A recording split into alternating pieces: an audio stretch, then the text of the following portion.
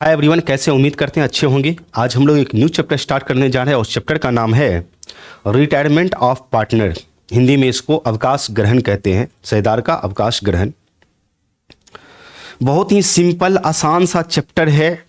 इसके बाद जो रिटायरमेंट चैप्टर आएगा वो भी बहुत ही सिंपल और आसान सा चैप्टर है। इतना ही समझ लो, सिंपल एक बार बोल दिए तो बोल दिए, इसमें कुछ लोचा नहीं है। सिर्फ अपने लोगों को एक या दो पॉइंट पर, दो मुश्किल से दो पॉइंट पर ध्यान देना है। और वो पॉइंट होगा कि कोई पार्टनर अगर रिटायर कर रहा है तो उसको पेमेंट कैसे किया जाएगा, वो मेन पॉइंट होगा हम लोगों का। और न्यू रेशियो गेनिंग रेशियो तो बहुत आसान ही आसान है, ठीक है। गुडविल सबका काम तो ऐसा ही कर लेंगे। चलो एक एग्जाम्पल के थ्रू हम लोग पहले समझते हैं इस चैप्टर को। ओके, मान लिया जाए ए, बी और सी तीन पार्टनर है। इसमें तीन पार्टनर है और तीनों का हम प्रॉफिट शेयरिंग रेशियो इस तरह से 3:2:1 लिख देते हैं कि 3:2:1 में डिस्ट्रीब्यूट करता है प्रॉफिट को। ओके, अब यहां पर ए बी सी पहले से है ही। होता क्या है कि इसमें से बी रिटायर कर जाता है। कौन भैया? बी रिटायर कर जाता है। ओके, अब बी रिटायर कर गया तो इसमें बचा कौन? तो सर बचा कौन? बचा तो अपना ए बचा है और सी बचा हुआ है। ए बचा है और सी बचा हुआ है। बच्चा नहीं है, मतलब बचा हुआ है। ओके, अब बी रिटायर कर गया। अब यहां पर एक क्वेश्चन राइज होता है, क्या बी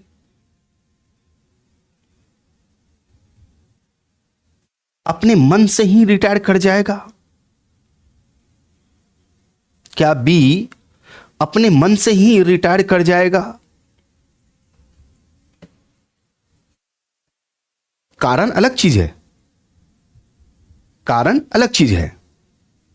हम अभी बता रहे हैं कि रिटायर क्यों। वो क्यों का जवाब आपको कारण में मिलेगा, लेकिन रिटायर करने का शर्त क्या है, किस आधार पर रिटायर कर सकता है, उस कंडीशन को हम अभी बता रहे हैं आपको। रीजन अभी छोड़ दो, किस कारण से हुआ वो छोड़ दो। क्या कंडीशन है रिटायरमेंट होने का, मतलब रिटायर होने का, उस कंडीशन की पहले हम लोग बात कर लेते हैं। गिना चुना कंडीशन है और ये सारे के सारे कंडीशन पार्टनरशिप एक्ट 1932 का सेक्शन 32 में दिया गया है।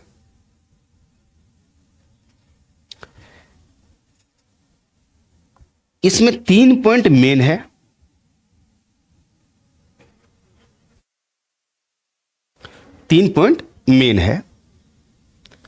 फर्स्ट में हम आपको बता दें कि डेट ऑफ रिटायरमेंट। अगर एग्रीमेंट में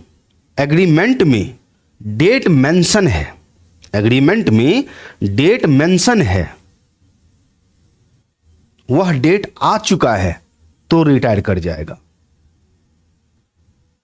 वह डेट आ गया तो रिटायर कर जाएगा बी। सेकंड केस है कि all partner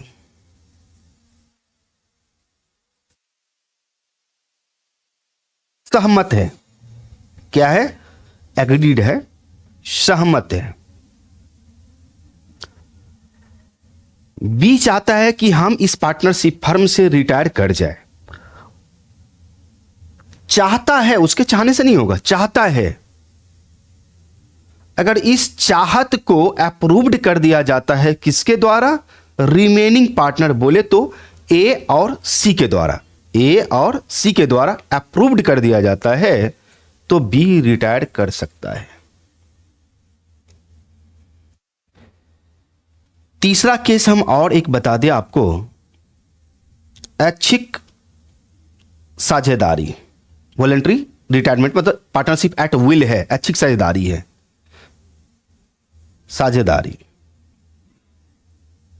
partnership at will. अगर ए बी सी का जो पार्टनरशिप बना है वह पार्टनरशिप एट विल है, ऐच्छिक है, स्वेच्छा से बना हुआ है। तो ऐसे केस में बी ए और सी को एक रिटन नोटिस देकर के, रिटन मतलब लिखित नोटिस देकर के रिटायर कर सकता है। ये 3 केस हम आपको बता दिए। क्लियर? उम्मीद है यहां तक क्लियर हो गया होगा। कंडीशन क्या हम बताएं आपको? अगर एग्रीमेंट में बी के रिटायरमेंट का डेट फिक्स है, डेट आ गया, बी रिटायर कर जाएगा। एग्रीमेंट में डेट फिक्स नहीं है, बी चाहता है कि हम रिटायर करें, तो बी चाहता है और इसको अप्रूव्ड कर दिया जाता है रिमेनिंग पार्टनर बोले तो जो ए और सी बचा है उसके द्वारा, तो बी रिटायर कर सकता है। तीसरा केस बताया कि अगर पार्टनरशिप एट विल है, ऐच्छिक साझेदारी है, तो ऐसे केस में जो पार्टनर रिटायर करना चाहता है वह रिमेनिंग पार्टनर को एक रिटेन नोटिस दे करके रिटायर कर सकता है। ये 3 केस क्लियर हो गया। ठीक है, मान लेते हैं किसी तरीके से बी रिटायर कर गया, तीनों में से कोई एक कंडीशन फुलफिल किया और रिटायर कर गया। ये सेक्शन 32 आपको क्लियर कर दिए। बी रिटायर कर रहा है तो बी का शेयर जरा देखो कितना है, 2/3 2 5 1 6 2/6 इसका शेयर है। इसके शेयर का क्या होगा? इसके शेयर का क्या होगा? जो पार्टनर पार्टनरशिप फर्म से रिटायर करता है उसके शेयर को रिमेनिंग पार्टनर परचेज कर लेता है। उसके शेयर को रिमेनिंग पार्टनर परचेज कर लेता है, खरीद लेता है। क्या सारे के सारे रिमेनिंग पार्टनर खरीद लेंगे?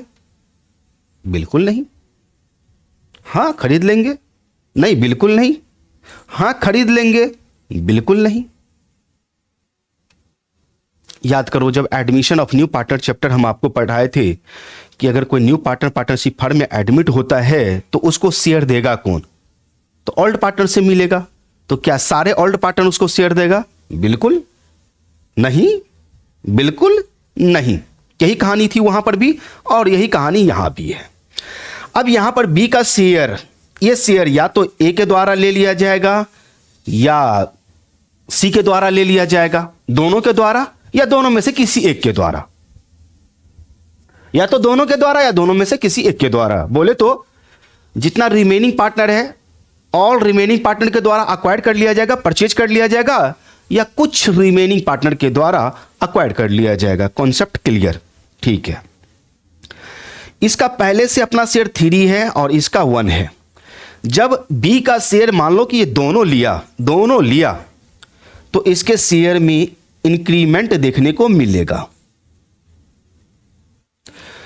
अब यहां पर इंक्रीमेंट मतलब इंक्रीज कर रहा है इसका शेयर, तो बट ऑब्वियस है जिसका शेयर बढ़ेगा उसको हम लोग बोलेंगे गेनिंग पार्टनर। क्या बोलेंगे उसको? Gaining partner. तो यहां पर ए लिया और सी लिया तो दोनों गेनिंग पार्टनर। अगर सिर्फ ए ले रहा है तो सिर्फ ए गेनिंग पार्टनर, अगर सिर्फ सी ले रहा है तो सी गेनिंग पार्टनर। लेना तो पड़ेगा, हर हाल में लेना पड़ेगा। अब यहां पर यह भी बोलोगे कि सर अगर मान लिया ए और सी नहीं लेगा तो लेना ही पड़ेगा, उसको लेना ही पड़ेगा, हर हाल में लेना पड़ेगा। ठीक है। तो जो रिमेनिंग पार्टनर उसका शेयर अक्वायर किया है वह गेनिंग पार्टनर कहलाएगा। लेकिन बी का शेयर तो चला गया, बी तो अब जा रहा है, तो बी हमेशा याद रखो सैक्रिफाइसिंग पार्टनर होगा। कौन सा पार्टनर?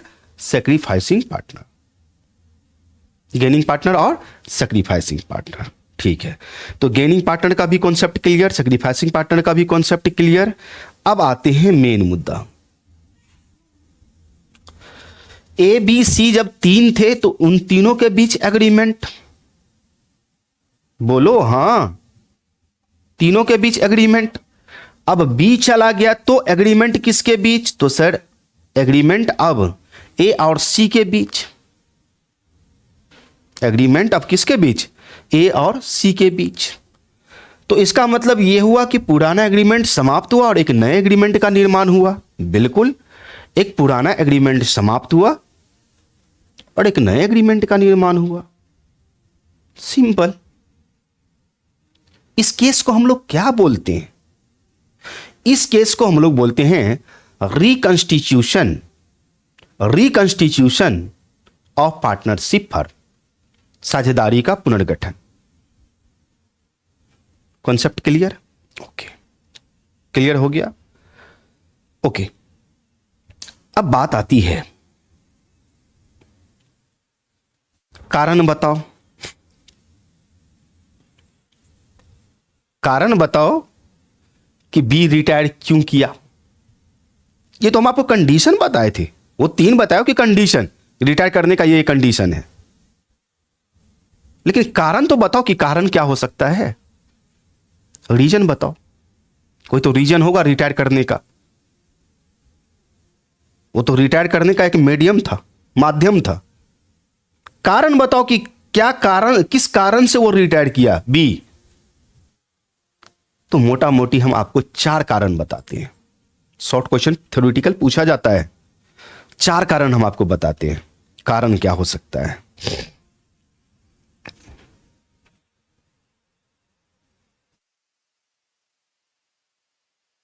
बी बराबर बीमार रहता है, अब उसका हेल्थ जवाब दे चुका है, बीमार रहता है या किसी अब बीमारी के कारण वो आप काम करना नहीं चाहता है, वो रीजन हो सकता है।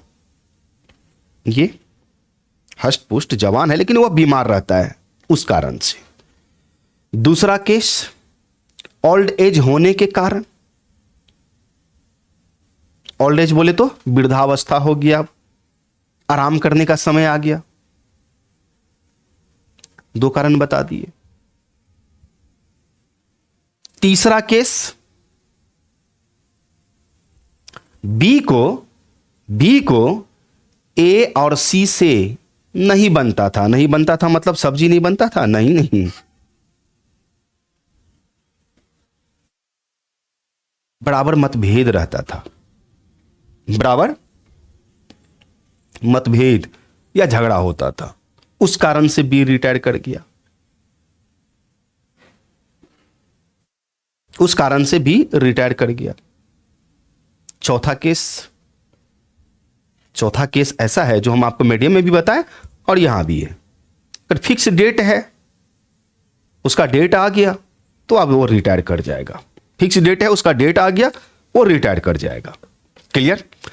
तो ये कुछ कारण है। थ्योरी देख लेंगे आप लोग अपना नोट्स खोल करके। ओके, चलो हम आपको एक एक करके पॉइंट आपको क्लियर कर देते हैं। वीवीआई थ्योरी में आप ये नोट कर लेना, वीवीआई है ये। ओके, इंग्लिश वाले इंग्लिश में नोट्स खोल लो अपना, और हिंदी वाले हिंदी में अपना नोट्स खोल करके देख लो, सेम होगा। ओके, रिटायरमेंट समझा दिए, रिकंस्टिट्यूशन समझा दिए, सेक्रीफाइसिंग पार्टनर और गेनिंग पार्टनर भी समझा दिए। 9 वो हम 4 कारण भी बता दिए। किसी रिश्तेदार से मतभेद होने पर यानी कि बराबर झगड़ा होता है, वृद्धावस्था होने के कारण, बीमारी के कारण यानी कि बीमार रहता है, और रिश्तेदार में निश्चित तिथि तक ही रहने के कारण। बस हो गया। उसके बाद आते हैं ये चीज, इसमें बहुत सारा चीज हम लोग पढ़ चुके हैं। इसमें हम लोग बहुत सारा चीज पढ़ चुके हैं। कुछ न्यू पॉइंट है, उस न्यू पॉइंट के बारे में हम लोग डिस्कस करेंगे, बाद बाकी कुछ नहीं है।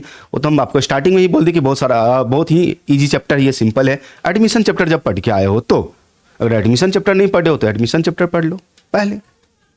जबरदस्त चैप्टर है, मार्क भी अच्छा उससे आता है, क्वेश्चन क्योंकि पूछा जाता है उससे, इससे भी पूछा जाता है। इसमें न्यू रेशियो और गेनिंग रेशियो निकालना है, बहुत आसान है, सिंपल है। 2 केस देखने को मिलेगा, जाने दो, वो न्यूमेरिकल क्वेश्चन जब आपके बुक से देखेंगे वहां पर देख लेंगे। चलो, रिकॉर्डिंग ऑफ गुडविल, गुडविल का रिकॉर्डिंग ऑफ गुडविल। गुडविल हमारा अगर ओल्ड गुडविल है तो ओल्ड गुडविल के लिए तो हम कुछ बोल ही नहीं सकते हैं। ओल्ड गुडविल को ओल्ड पार्टनर के बीच बांट करके समाप्त कर देंगे, जैसे एडमिशन चैप्टर में करते थे। तो यहां पर ओल्ड पार्टनर कौन हो गया? ए है, बी है, सी है। बी रिटायर कर रहा है तो ओल्ड पार्टनर कौन? तो ओल्ड पार्टनर तीनों हो गया, ए बी सी। पहले से जो पार्टनर है वो ओल्ड पार्टनर ही आएगा। अब बी रिटायर कर गया, बच गया कौन? रिमेनिंग पार्टनर ए और सी। ठीक है, तो गुडविल का एक तो ओल्ड गुडविल होगा और दूसरा आपका वैल्यूएशन करके गुडविल दिया होगा। वैल्यूएशन वो हम लोग न्यूमेरिकल क्वेश्चन में देखेंगे। वैल्यूएशन करके दिया होगा तो इसके लिए हम लोग gain to sacrifice, gaining partners capital account debit to sacrificing partners capital account में एडजस्टमेंट एंट्री करेंगे, डेट्स इट। तो इसका तो जाने दो। उसके बाद आ जाओ adjustment of accumulated profit loss और रिजर्व। ठीक जिस तरह से एडमिशन चैप्टर में करते थे कि ओल्ड पार्टनर के बीच इसको आंख बंद करके बांट देना, बस वही काम यहां पर भी करना है। ओल्ड पार्टनर के बीच आंख बंद करके ओल्ड रेशियो में बांट देना है और कुछ नहीं करना है। Revaluation of assets and liabilities, revaluation account जिस तरह से एडमिशन चैप्टर में हम लोग बनाए थे उसी तरह से यहां पर भी बनाना है। सिंपल, जो भी रिवैल्यूएशन प्रॉफिट निकले या लॉस निकले वहां पर ओल्ड पार्टनर के बीच बांटते थे, यहां भी ओल्ड पार्टनर के बीच बांट देना है। यहां पर ओल्ड पार्टनर कौन हो जाएगा? तीनों होगा जो पहले से है। ठीक है, एबीसी रिटायर होने से पहले जो पार्टनर है, एबीसी तीनों था तो तीनों के बीच बढ़ जाएगा ओल्ड प्रॉफिट शेयरिंग रेशियो में। Okay, payment of retiring partner, इसको समझना बहुत जरूरी है, इसको समझना बहुत जरूरी है। उसके बाद adjustment of joint life policy, ये भी हम लोग बुक से न्यूमेरिकल क्वेश्चन देख लेंगे, वहीं पर क्लियर हो जाएगा। एडजस्टमेंट ऑफ कैपिटल भी आपका वहीं पर क्लियर हो जाएगा। मेन पॉइंट हमारा यही है, ये रिटायरमेंट, रिटायरिंग पार्टनर का पेमेंट किस तरह से करेंगे, ये मेन चीज था अपने लोगों का, इसको समझना है। बस थ्योरी हो गया और कुछ नहीं है इसमें। कुछ समझने वाला है तो समझाएं। Payment to retiring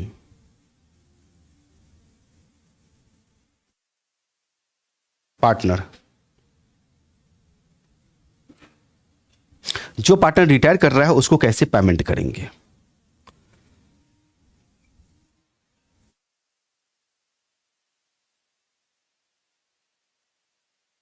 according to question के अकॉर्डिंग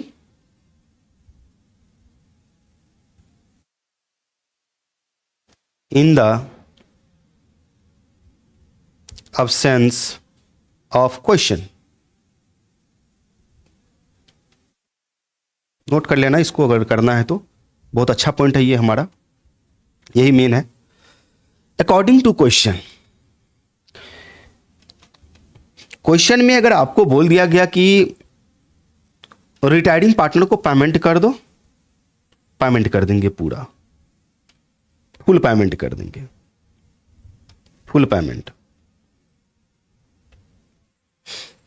क्वेश्चन में बोल दिया कि उसका जो बन रहा है भैया उसको पेमेंट कर दो, बी का जो बन रहा है उसको पेमेंट करके हटाओ, कर देंगे। दूसरा केस,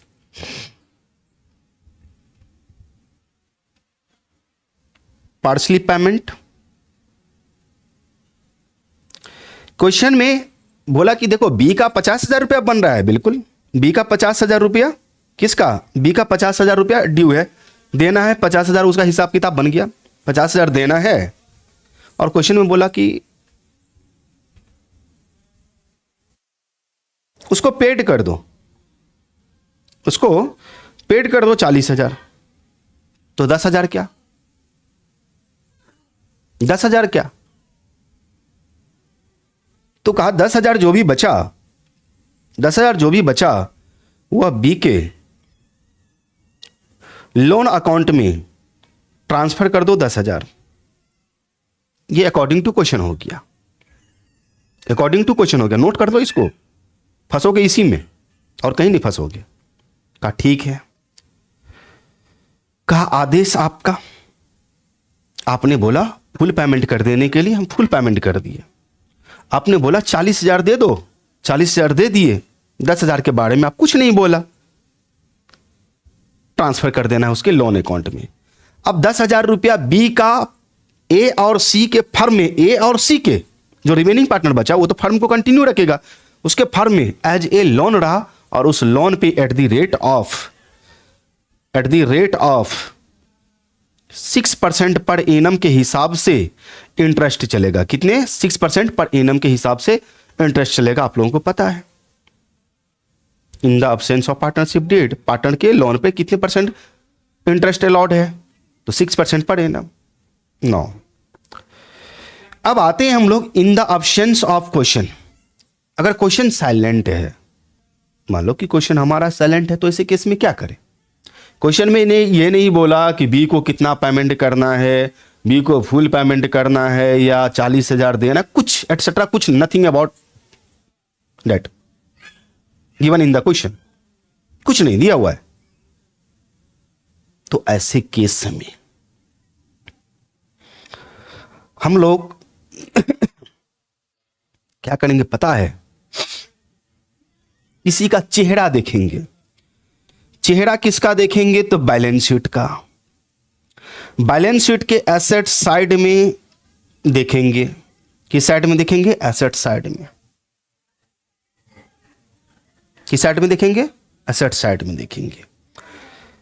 मान लेते हैं बी का 50,000 रुपया ड्यू है, उसको देना है। और क्वेश्चन में ये नहीं बोला किसको पेमेंट करना है या नहीं करना है, कुछ नहीं बोल रहा है। कितना पेमेंट करना है या पूरा पेमेंट या पार्टली पेमेंट, कुछ नहीं दिया हुआ है।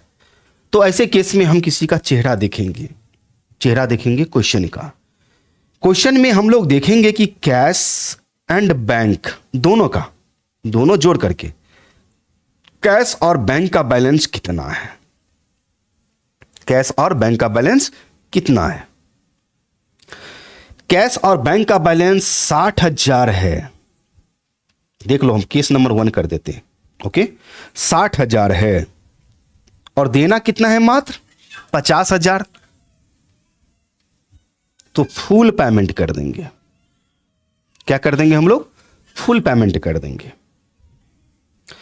केस नंबर 2 में आते हैं। अगर हम लोग देख लेंगे बैलेंस शीट में कि कैश और बैंक का बैलेंस, किसका? कैश और बैंक का बैलेंस 49,999 रुपया है। 49,999 रुपया है, इतना ही है। बी को देना कितना है? बी को देना कितना है? 50,000। कितना डिफरेंस आ रहा है? 1 रुपया का। हाँ, तो क्या पार्टनर अपनी जेब से लगा के 1 रुपया पेमेंट कर देगा? ऐसा नहीं होता है, ऐसा नहीं, बिल्कुल नहीं, बिल्कुल नहीं। जितना उसका ड्यू है उसके बराबर या उससे अधिक बैलेंस शीट में बैलेंस है तो फुल पेमेंट कर दिए। अगर मान लिया जाए कि यहां पर 50,000 है, 50,000 देना भी है, 50,000 है, फुल पेमेंट कर देंगे। बात समझ में आ रहा है?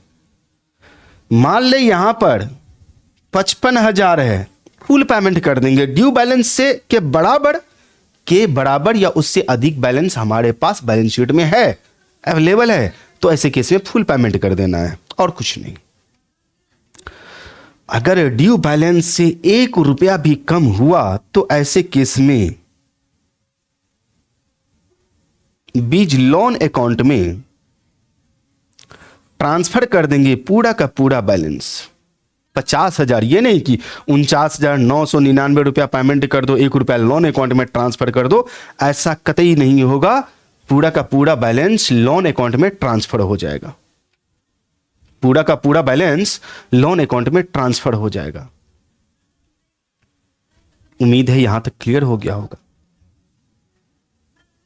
पेमेंट करने का कॉन्सेप्ट क्लियर हो गया होगा। तो नोट कर लें इसको। चलते हैं थ्योरी की तरफ।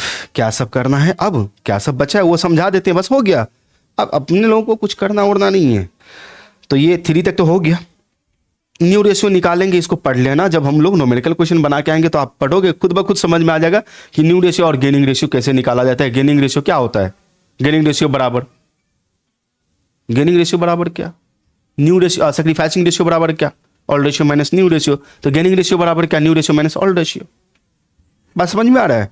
तो गेनिंग रेशियो और सैक्रिफाइसिंग रेशियो ऑलरेडी हम लोग पीछे पढ़ भी चुके हैं, और इसको पढ़ोगे तो और भी अपने आप समझ में आ जाएगा। इसमें कुछ बताने की जरूरत नहीं है। सैक्रिफाइसिंग रेशियो और गेनिंग रेशियो में क्या डिफरेंस है, पढ़ोगे समझ में आ जाएगा। इस सब के लिए कुछ नहीं है। गुडविल का रिकॉर्डिंग के बारे में बता ही दिए कि अगर ओल्ड गुडविल होगा तो उसे समाप्त कर देंगे। ठीक है, ओल्ड गुडविल को समाप्त कर देंगे ओल्ड पार्टनर के बीच। ओल्ड या ओल्ड बोले, बात बराबर है। ABC पहले से था तो ओल्ड, वही ओल्ड। समझ में आ रहा है? ओके। न्यू गुडविल के बारे में हम लोग एडजस्टमेंट एंट्री करेंगे। गुडविल के बाद यहां पर देखो एडजस्टमेंट एंट्री, गेनिंग पार्टनर्स बोले तो रिमेनिंग पार्टनर, तो गेनिंग पार्टनर रिमेनिंग पार्टनर होता है, गेनिंग पार्टनर रिमेनिंग पार्टनर होता है, लेकिन सारे के सारे रिमेनिंग पार्टनर गेनिंग पार्टनर नहीं होता है। अगर बी का शेयर सिर्फ ए लिया तो ए गेनिंग पार्टनर होगा, सी नहीं होगा, सी में क्या होगा, नो चेंज। तो ये सब चीज बताई दिए। एक्युमुलेटेड प्रॉफिट लॉस आर का काम तो जिस तरह से एडमिशन चैप्टर में किया उसी तरह से यहाँ पर भी करना है, ठीक है। रिवैल्यूएशन अकाउंट सब यही सब, और ये पेमेंट के बारे में हम आपको समझा चुके हैं कि कैसे कैसे पेमेंट का काम करना है। 2 केस होता है, क्वेश्चन में बोल रहा है तो क्या करना है, क्वेश्चन में नहीं बोल रहा है तो क्या करना है, इजी वे में आपको समझा दिए। पार्टनर को पेमेंट करना है, रिटायरिंग पार्टनर को, तो retiring partners capital account debit to cash या बैंक अकाउंट, दैट्स इट। यही थ्योरी और कुछ नहीं है। तो न्यूमेरिकल क्वेश्चन नेक्स्ट क्लास से हम लोग देखेंगे। कुछ नहीं था, ऐसा कुछ हो तब तो आपको बताएं हम। और रिटायरमेंट चैप्टर के लिए भी न्यू रेशियो वही होगा। रिटायरमेंट चैप्टर जो हम लोग अगला चैप्टर नेक्स्ट चैप्टर पढ़ेंगे तो उसमें न्यू रेशियो उसी तरह से ऑलमोस्ट सारा काम उसी तरीके से करना है। पेमेंट का भी काम उसी तरीके से करना है, ऑल अबाउट सारा का सारा। सिर्फ 2 पॉइंट डिफरेंस, मेन डिफरेंस आएगा कि प्रॉफिट निकालना होगा, वहाँ पे प्रॉफिट का काम करना होगा, और दूसरा चीज आपको डिफरेंस बताएंगे, वो चैप्टर स्टार्ट होगा तब। रिटायरमेंट और डेथ में क्या डिफरेंस है तो वो रिटायरमेंट चैप्टर में बताएंगे। न्यूमेरिकली अगर देखा जाए तो एक ही पॉइंट में डिफरेंस आएगा, वो पॉइंट होगा पीएल सस्पेंस का, बस और कुछ नहीं। चलो तो आज के लिए इतना ही, मिलते हैं हम लोग नेक्स्ट क्लास में न्यूमेरिकल क्वेश्चन के साथ। Okay bye.